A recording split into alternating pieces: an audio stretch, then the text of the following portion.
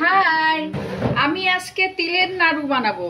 তার জন্য আমি তিল নিয়ে নিয়েছি, তারপরে গুড় নিয়েছি আর চিনি নিয়েছি।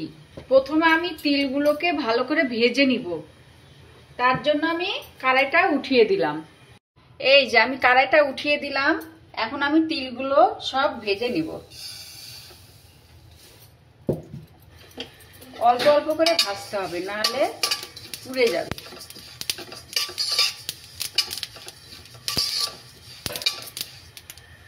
এই যে দেখুন, আমি তিলগুলো সব ভেজে নিয়েছি।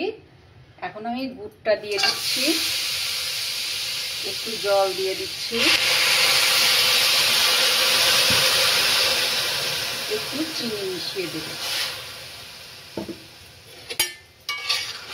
এখন আমি এটাকে ভালো করে জাল দিয়ে তারপরে তিলের মধ্যে দিব।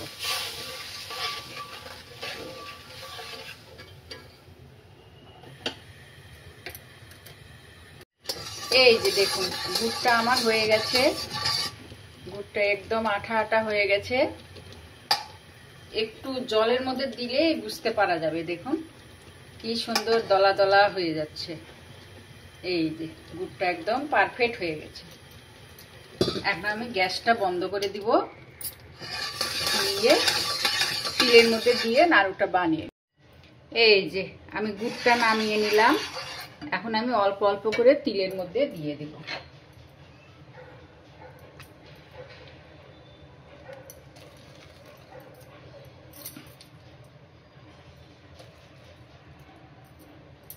এখন আমি মাখিয়ে নেব।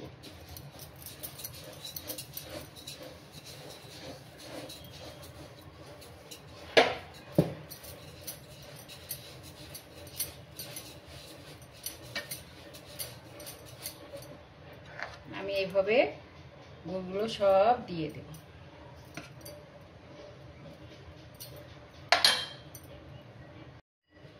এই যে দেখুন, আমি গুড়ের সঙ্গে সুন্দর করে তিলটা মাখিয়ে নিয়েছি। এখন আমি বানিয়ে নেব। একটু আমি হাতে ঘি লাগিয়ে নেব, ঘি লাগিয়ে বানাবো। এই যে দেখুন কি সুন্দর।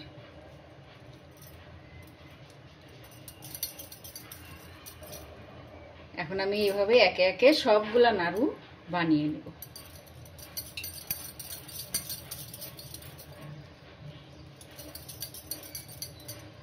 দেখুন তিল কালারটা গরম গরমই বানাতে হবে, ঠান্ডা হয়ে গেলে বানানো যায় না।